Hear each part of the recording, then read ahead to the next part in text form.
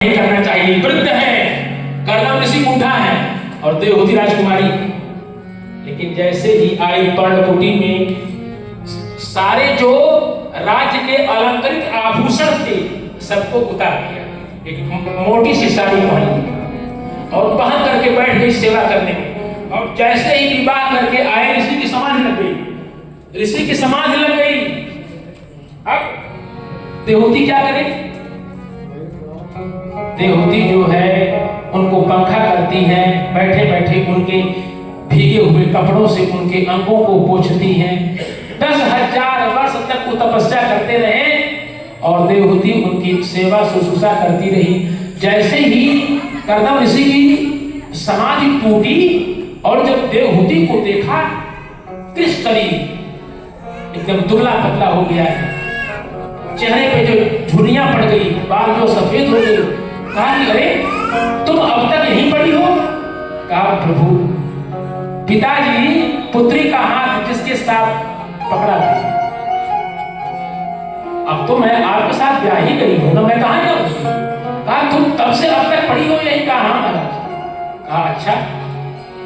कहा कोई बात नहीं, सामने सरोवर है, जाकर के स्नान करो। जैसे ही देवहूति माता जाती है सरोवर में स्नान करने के लिए, सरोवर से स्नान करके जैसे ही बाहर निकलती है, सर्वांग सुंदर सुंदरता मर जाग भवानी जाई कोटि उपनन।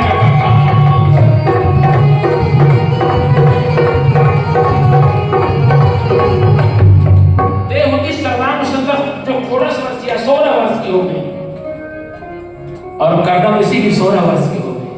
एक विमान को बुलाया और दोनों लोग विमान में बैठे और विहार करने के लिए निकल गए। और जब निकले ना, बहुत वर्षों के बाद लौटे, तब तक 9 कन्या हो गई थी। तब तक 9 कन्या हो गई देवहूति को, जो कर्दम मुनि के द्वारा। अब कर्दम मुनि कह रहे हैं कि अब तो हम क्या पूजा करें, अब तो हम फिर तपस्या में जाएंगे। देवहूति माता ने कहा कि आप चले जाएंगे तो हमारी अब देखभाल कौन करेगा? जानते हैं क्यों? बाले पितुरवसे तिष्ठे पारिजाहस्य यौवने। कभी भी स्त्री को स्वतंत्र नहीं छोड़ा गया। एक जब बालिका होती है, छोटी बच्ची होती है ना, एक पुत्री, तो उसकी देखभाल उसका पिता करता है। और जब वही बच्ची सयानी हो जाती है तो उसकी देखभाल उसका पति करता है। और जब वही बच्ची जो वृद्धा हो जाती है तो उसकी देखभाल उसका पुत्र करता है। इसलिए स्त्रियों को अलग से स्वतंत्र नहीं छोड़ा गया। बाले पितुर्वसे तिष्ठे पारिजाहस्य यौवने। ना स्त्री भजे स्वतंत्रता। उसने कहा, देवहूति माता ने कहा कि हमको एक पुत्र तो कम से कम दे दीजिए, तब आप जाइए। क्या आप भूल गए क्या? मेरे द्वारा भगवान का अवतार होना है और इसके बाद भगवान कपिल देव का अवतार होता है। बोलिए भगवान कपिल देव महाराज की जय। परम प्रधानम पुरुषम महांतम कालम कविं त्रिवृतम लोकपालम आत्मानुभूत्यानुगत प्रपंचम स्वच्छं दशक्ति कपिलम प्रपदे। बोलिए भगवान कपिल देव महाराज की जय। अब कर्दम ऋषि कह रहे हैं अब तो हम जाएंगे, अब तो आपके पास पुत्र हो गया। देवहूति माता ने कहा कि मैं अब आपको नहीं रोकूंगी, मैं अब आपको नहीं रोकूंगी। एक चीज और सुन लीजिए, जो ये पुरुष वर्ग के लिए है, जो पुरुष वर्ग के लोग बैठे हैं, पुरुष वर्ग कोई तपस्या करे, कोई पूजा करे, कोई पाठ करे, कोई अनुष्ठान करे, कोई तीर्थ करे, उसका 50% फल माताओं को मिल जाता है। ध्यान से सुन लीजिए। और माता कोई अगर व्रत करे तो पुरुष को 1% नहीं मिलता है। लेकिन किसी भी माता को बिना अपने पति से पूछे हुए कोई भी व्रत या उद्यापन तीर्थ नहीं करना चाहिए, क्योंकि पति की आयु क्षीण होती है। इसलिए अगर कोई पूजा पाठ कर रहे हैं माताएं, तो अपने पति देव की सम्मति अवश्य लेकर के ही पूजा पाठ करें। आज देवहूति कर रहे हैं, अब आप जा सकते हैं। 9 बेटियां और माता नीचे बैठ गई आज, जो 9 बहने, और जो कपिल भगवान को कहां बैठाया? व्यास गद्दी पर। कहा कि बेटा मैं जानती हूं तुम भगवान के अंश हो, अब तुम मुझे उपदेश दो। देवहूति ने प्रश्न किया अपने पुत्र भगवान कपिल से, बंधन जीव का होता है, बंधन शरीर का होता है, कि बंधन आत्मा का होता है, कि बंधन मन का होता है? आज माता देवहूति कह रही है कि 5 कर्मेंद्रियां हैं और 5 ज्ञानेंद्रियां। मैं राजकुमारी थी, मेरे पिता राजा थे, चक्रवर्ती सम्राट थे, और तुम्हारे पिता भी कोई कम नहीं थे, मैं जिनसे ब्याह ही गई थी, लेकिन मैं आज तक भोगों से तृप्ति नहीं होती, कभी जी भरता नहीं। आज जो गोभी की सब्जी खाएंगे, आज साग खाएंगे, माने जितने भी भोग की वस्तुएं हैं, जी नहीं भरता है। जानते भगवान कपिल ने क्या कहा अपनी माता से? ये इंद्रियां जो है ना, इंद्रियां बड़ी प्रबल होती है, और इसीलिए कहा गया है कि एक आसन पर, शिव पुराण, एक आसन पर पिता को भी अपनी पुत्री के साथ नहीं बैठना चाहिए। बलवान इंद्रिय ग्राम, जानते क्या है? इंद्रियां बड़ी बलवान होती है, कब कौन सा अनर्थ करा दे, इसलिए एक आसन पर अथवा एकांत में अपनी बेटी के साथ भी नहीं बैठना चाहिए। इसलिए कि इंद्रियां प्रबल होती हैं और इंद्रियों के द्वारा अपराध बन सकता है। आज जो है कह रही है देवहूति कि 5 कर्मेंद्रियां हैं और 5 ज्ञानेंद्रियां, ये हमको बड़ा परेशान करती है। कोई उपाय है क्या? कैसे हम इंद्रियों पर अपना नियंत्रण करें? तो जानते हैं भगवान कपिल ने क्या कहा? ये सबके लिए प्रश्न है। हम लोग उससे, अभी मैं पूछ रहा था आपके बड़े पौत्र से, उसका क्या नाम है जो बड़ा वाला है, सतेंद्र का लड़का, दोपहर में आया, कहा कि मैं पांव दबाना चाहता हूं। हम दबाना नहीं चाहते। एक बात ध्यान से सुन लीजिए सभी लोग, जितना हो सके, जितना भी हो सके, जितना भी हो सके किसी से सेवा मत करो, जितना भी हो सके। जानते हैं, जैसे ही आप सेवा लेना शुरू करेंगे, आपके जो पुण्य है, जो आपकी पुण्य की पूंजी है, घट जाएगी और उसका पुण्य बढ़ रहा है। वो आया मुझसे कहा महाराज जी हम आपका पांव दबाना चाहते हैं। हम कहीं, लेकिन हम तो दबाना नहीं चाहते हैं, मुझे मेरे पांव में कोई पीड़ा नहीं, कहा भूल के मैं दबाना चाहता हूँ। आज आप हमको नाराज नहीं करेंगे। बड़ा उसने विनय किया, हमको दया आ गई कि एक तो छोटा सा बालक, बढ़िया बालक है। तो हमने कहा कि बाबा का दबाते मत थे। कहा नहीं, बाबा को तो बहुत दबाते हैं। हम बाबा से पूछेंगे, सर्टिफाइड करेंगे कि दबाते हो कि नहीं। तो कहा कि हम आपका पांव दबाएंगे। अब जब पांव दबाने लगा तो अब प्रश्न पे प्रश्न करना शुरू कर दिया। अच्छा लगा। तो मैंने कहा कि बेटा तुम मीट खाते हो? कहा हाँ बाबा, घर के लोग खाते हैं। हमने कहा कि बेटा छोड़ो, एक को छोड़ना शुरू करो। जानते क्या है? अंत ही तो ही, जिनसे आप बड़ी माया कर रहे हैं ना, एक कहे दरवाजे के बाहर निकालिए जल्दी से। अंत ही तो ही तजेंगे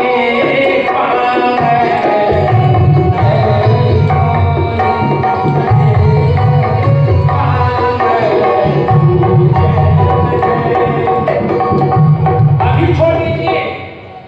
जो लोग आपको बाहर में छोड़ने वाले हैं ना, धनानि भूमो पशवस्य गोष्ठे स्त्री गृहद्वा जना स्मशाने देहेस्त चितायां परलोक मार्गे धर्मानुगच्छत जीव एक। धन छूट जाएगा, भूमि छूट जाएगी, पशु छूट जाएंगे, स्त्री छूट जाएगी, स्वजन छूट जाएंगे और ये शरीर छूट जाएगा। तो छोड़ना शुरू करो। पहले लहसुन प्याज छोड़ो, संकल्प करो कि नहीं खाएंगे। क्या रखा है, कभी छोड़ के तो देखो। आज कह रही है देवती माता की इंद्रियां हमको बड़ा परेशान कर रही है। जानते भगवान ने क्या कहा? उस इंद्रियों के मुख को भगवान की ओर मोड़ दो। मैंने कब कहा था ना, क्या करिए? तुम्हें निवेदित भोजन कर प्रभु प्रसाद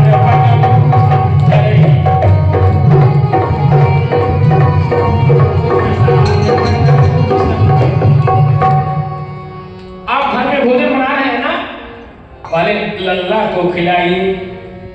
वो भोजन नहीं रह गया, प्रसाद हो गया। अब न डायबिटीज होगा, न बीपी बढ़ेगा और न हार्ट अटैक होगा। क्या वो तो प्रसाद हो गया ना।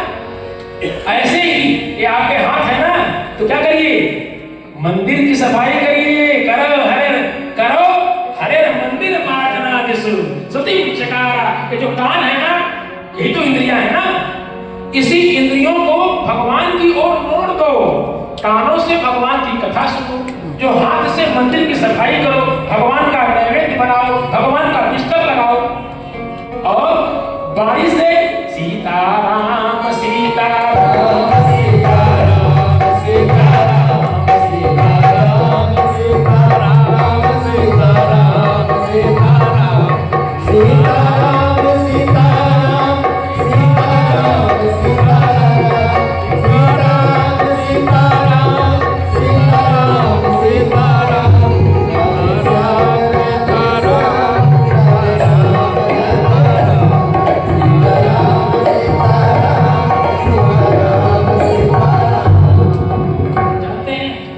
प्रत्येक जीव, अरे हम भी बैठे हुए हैं ना, तो ऐसा नहीं है कि हम आपसे कोई संत महात्मा नहीं है। जैसे पहले एक बात दिमाग से निकाल दीजिए, ना हम कोई संत है, ना कोई महात्मा है, ना कोई ऋषि है। आप जैसे परिवार वाले हम भी हैं, बच्चे हैं, पत्नी है, माता है, पिता है, मैं अध्यापक हूँ डिग्री कॉलेज का। ऐसा नहीं कोई महात्मा है खूब कि अरे जो बड़का महाराजा इधर होना, ऐसा कुछ नहीं। लेकिन जो गुरु के द्वारा प्राप्त हुआ है, वेद और पुराण में लिखा, मैं वही बात बता रहा हूं। इंद्रियों को क्या करिए? भगवान की तरफ मोड़ दीजिए। अब जो दूसरा प्रश्न पूछा, बंधन किसका है? बंधन आत्मा का है कि बंधन शरीर का है कि बंधन मन का है? भगवान कहते हैं न आत्मा का बंधन है, न शरीर का बंधन है। ये मन ही तो है, ये मन ही तो है, ये मन ही चंचल है। आप जो कुछ लोग यहाँ बैठे हैं और मन पहुंच गया जो घरे, तो पता नहीं कौन सब्जी बना है, समझा क्या सुना है? सब्जी में तेल ढेर में डाल दे रहे हो। मन ही न चावल तो कहा कि बंधन जो है केवल मन का है, और इसलिए क्या करिए? आप पहले मन पर नियंत्रण करिए। वो मन पर नियंत्रण कैसे होगा? वो अभ्यास से होगा, और अभ्यास की प्रक्रिया एक दिन की नहीं है।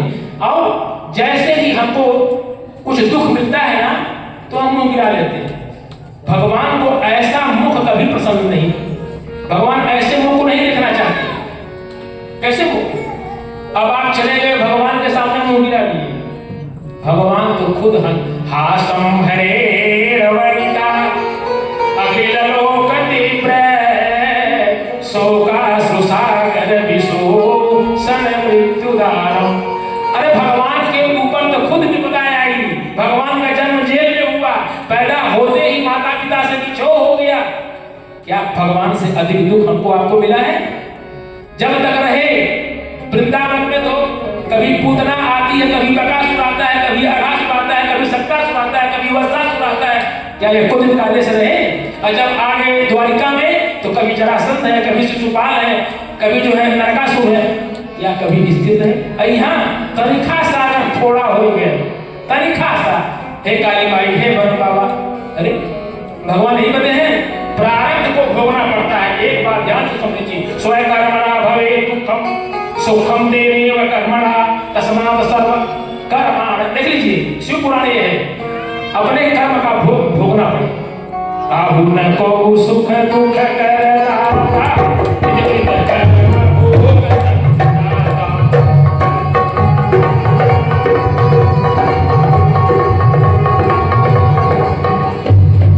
ये अपने अपने देख लीजिए। कर्म 3 प्रकार के होते हैं, ध्यान से सुनिए। एक तो होता है संचित कर्म, दूसरा दूसरा होता है प्रारब्ध। जो प्रारब्ध का है उसको भोगना पड़ेगा। शायद अच्छा, अब कुछ लोग कहते हैं, जो कथा में अधिकांश जो माताएं कहती हैं, बाबा हम 3 टाइम पूजा करीला, हम एकादशी का व्रत रहीला, हम परदोषो भूखीला, हम सोमवारो भूखीला, तवारो भूखीला, हम बहुत परेशान हो गए। बाबा के पास कोई मंत्र थोड़ी है, बाबा के पास कोई औषधि थोड़ी है, वो आपका प्रारब्ध। अगर मैं आज यहाँ बैठा हूँ तो मेरा प्रारब्ध है, मेरे प्रारब्ध में कुछ ऐसा था, माता पिता का आशीर्वाद था, गुरुजनों का आशीर्वाद था, आप सबका स्नेह था। आप इस पंडाल में तो बैठे हैं तो आपका प्रारब्ध है। कुछ लोग बाहर से चले जा रहे हैं, वो उनका प्रारब्ध है। प्रारब्ध को अवश्य भोग लीजिए। अगर नहीं भोग लेंगे तो फिर उस प्रारब्ध को भोगने के लिए फिर जन्म लेना पड़ेगा। विवेकानंद के गुरु थे स्वामी रामकृष्ण परमहंस जी। उनके बारे में विदित है कि काली जी के वो जो पुजारी थे और काली जी का प्रत्यक्ष उनको दर्शन हुआ था और उनसे बात करते थे। वृद्धावस्था में उनके गले में कैंसर हो गया। विवेकानंद ने कहा अपने गुरु से, अरे माता जी से कह दीजिए कैंसर ठीक कर दे आपका। जानते क्या कहा? हमको भोग लेने दो, ये मेरा प्रारब्ध है, प्रारब्ध को भोगना पड़ेगा। और उसके लिए कुछ भी मत करिए, कुछ भी आप। और सुन लीजिए, आप भगवान के मंदिर में जाते हैं ना, कुछ मत मांगिए, न रुपया मांगिए, न पैसा मांगिए, न बेटवा बिटिया पतो पोता मांगिए। क्या मांगिए? अपने बारे में मांगिए। क्या? भगवान 2 वरदान मांगी भगवान से। जानते हैं क्या? अनायासेन मरणम, भगवान हमारी मृत्यु को बना दीजिए और मृत्यु ऐसी हो जाए, अनायास हो जाए। लोग ये कहें कि अभी तो चौराहे पर दिखाई पड़े थे, क्या हो गया? अब 6 महीना साल भर खटिया पर पड़े हुए हैं। घर वाले रुक जाते हैं सेवा करते करते। देख लीजिए, बाबा ने लिखा दोहावली में, चाहे जितने भी प्रिय आपके हों, चाहे जितने भी प्रिय हों, लेकिन ये लोग अच्छे नहीं लगते। सुन लीजिए कौन कौन लोग, शर्मा जी, कौन कौन लोग परिवार वालों को भी नहीं अच्छे लगते। पूरे जीवन कमा करके आप दिए, जो इसी परिवार में दिए, पूरी जवानी खपा दिए, लेकिन कौन कौन लोग परिवार को अच्छे नहीं लगते। सुने, दीर्घ रोगी, लंबे समय से कोई बीमार हो, वो आदमी अच्छा नहीं लगता। दीर्घ रोगी, दारिद्री, कटु बचलो लुपलो, यद्यपि प्राण समान सब तब हूँ छाड़त लोग। छोड़ देते हैं लोग। कैसे कैसे लोगों को? जिसकी बीमारी लंबी हो गई हो, को पैसा ना हो, पेंशन मांगो, बड़ी सेवा होने तो देखा भाई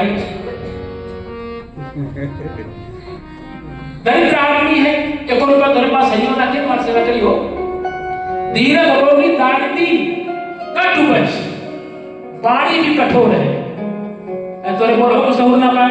आप देख लीजिए, कोयल क्या किसी कुछ देती है क्या? कोयल का आपको दे कुछ देती है किसी को क्या? कौआ क्या कुछ जो किसी का लेता है?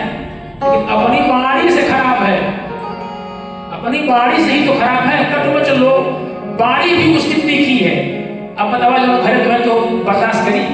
कटुबच और लोभ, लोभ ई हो कि जौन चाबी हो समझ जा अलमारी के ऊपर तो ही जला दी है, कहीं कि हमारा हाथ है कट जाएगी। अरे क्या रखा है, उसको छोड़ो, छोड़ दीजिए उसको। लेकिन छोड़ने वाले नहीं है। ऐसे लोग जो है परिवार को प्रिय नहीं होते। इसलिए आज देवहूति को बता रहे हैं, माता आप सारी इंद्रियों को भगवान की तरफ मोड़ दीजिए। कान को, हाथ को, आंख को, नाक को, जो भी जितने भी आपके सर्वांग अंग हैं, भगवान के चरणों पर आप ध्यान दीजिए। माता को बड़ा सुंदर सा उपदेश दिया और इसके बाद उठे। जो कपिल देव भगवान कहाँ चले गए? गंगा सागर चले गए और माता देवहूति द्रवित होकर के नदी के रूप में परिवर्तित हो गई। बोलिए भगवान कपिल देव महाराज की जय। 12 स्कंद है, अभी तृतीय स्कंद की कथा समाप्त हुई। अब हम चौथे स्कंद में प्रवेश कर रहे हैं। आप देखिए, जो प्रसूति का विवाह किससे हुआ? दक्ष महाराज से हुआ। और दक्ष की जो 16 कन्याएं थी उसमें एक कन्या का नाम है स्वाहा। वो पूछा था कल आपका बड़ा पौत्र, तो स्वाहा का विवाह हुआ अग्नि से, और एक पुत्री का नाम था स्वधा।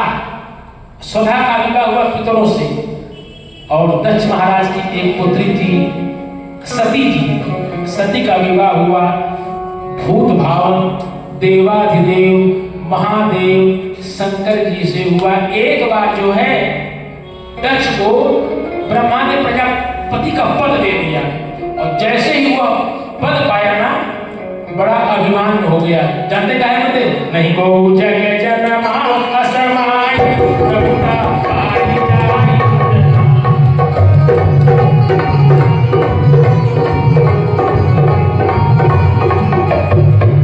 संसार में कोई भी ऐसा जीव नहीं है। देखा गांव में प्रधान जो हो जाला ना, करे बात जो अपने मित्र से अपने परिवार वालों से भी बात ना करने चाहे, और वह जो प्रजापति दक्ष को तो प्रजापति बना दिया गया। अब आज जो है उसका सम्मान समारोह मनाया जा रहा है। सम्मान समारोह में शंकर जी भी आकर के बैठे हुए। शंकर जी दामाद हैं। जैसे ही दक्ष प्रवेश करता है उस सभा के अंदर, जो सभी लोग उठ गए, 3 लोग नहीं उठे। कौन कौन? ब्रह्मा विष्णु महेश। अब आप समझ लीजिए कि जैसे अभी हम इस सभा में प्रवेश करें और सब उठ ही जाए, अजय ना उठी हमारी निगाह वही हो जाएगी, ये आदमी यार हमें ना का मतलब पसंद करो। दक्ष ने जब देखा कि ये 3 लोग नहीं उठे तो ब्रह्मा और विष्णु से नाराज नहीं हुआ, लेकिन किससे नाराज हो गया? शंकर जी से। हमारा दामाता है, हमारा जामाता ही हमारा विरोध कर रहा है। मैंने इसको अपनी बेटी दे करके बड़ा गुनाह किया। ये तो अघोरी है, इसके जो गले में नरमुंडों की माला है, ये तो भिक्षुक है, इसके पास घर नहीं है, जातिहीन है, कुलहीन है, पिताहीन है, ये नग्न रहता है, दिगंबर है, व्याली है, कपाली है। दक्ष लगा गाली देने। अब उसी में किसी ने पूछ दिया कि जब आपके दामाद में इतना अवगुण था तो अपनी कन्या का विवाह क्यों कर दिया? कहा हमारी सुंदर सी कन्या, मुझसे बड़ी भूल हो गई, मैं तो ब्रह्मा के बहकावे में आकर के अपनी सुंदर सी बेटी का विवाह इसके साथ कर दिया। ये तो बड़ा ही बवाली आदमी है।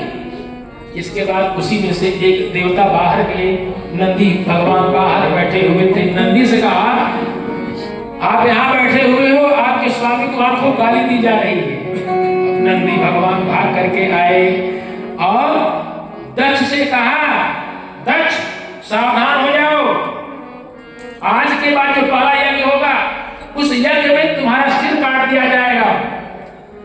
दक्ष ने भी गाली देना शुरू कर दिया कि तुम सभी जो है कपाली हो जाओ, और तुम सभी लोग पाखंडी हो जाओ, मायावी हो जाओ।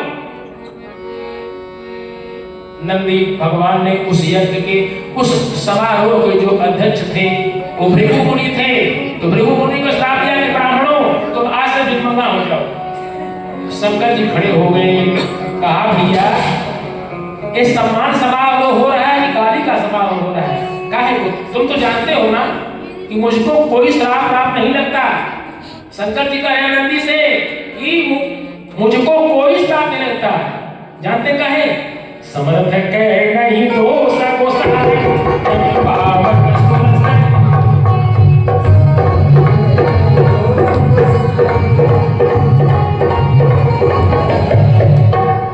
शंकर जी ने कहा कि मुझको श्राप नहीं लगता। अब उस बात को शंकर जी भूल गए, बहुत वर्ष बीत गए, आकर के कैलाश पर्वत पर बैठे हुए हैं सती जी के साथ। और सती क्या देख रही है? आज से दक्षिण की तरफ से उत्तर की तरफ देवताओं की विमान पहुंच जा रही है। सती बिलोके व्योम विमाना असुर सुंदरी करही कलगाना। क्योंकि सती के पिता जो है दक्ष महाराज, जो हरिद्वार में कंधल नामक एक स्थान है, वहां पे एक विशाल यज्ञ का आयोजन किया, और उस यज्ञ में शंकर जी को छोड़ करके बाकी सभी देवताओं को निमंत्रण दिया गया, और सभी देवता अपने अपने पत्नियों के साथ विमान में बैठ करके जा रहे हैं, तो जब स्त्रियां माताएं जब जो है एक से अधिक संख्या में हो जाती हैं तो चुपचाप नहीं जाती, आप जानते ही हैं, वो कुछ न कुछ गाती रहती हैं। तो क्या गा रही हैं? सवेरे उठी है सखी, राम के नाम हो, सवेरे उठी है सखी, राम के नाम हो, सवेरे उठी है सखी, राम के नाम हो, श्याम के नाम हो, राम के नाम हो, श्याम के नाम हो, सवेरे उठी है सखी, राम के नाम हो, सवेरे उठी है सखी, श्याम के नाम हो, सवेरे उठी है सखी। राम का नाम सदा सुखदाई, राम का नाम सदा सुखदाई, सुमिर सकल विपत्ति मिटी जाई, सुमिरन सकल विपत्ति मिट जाई। दिन रात आठों में, दिन रात आठों में, जब प्रभु नाम हो, सवेरे उठी है सखी, निकला हो सवेरे उठी है सखी।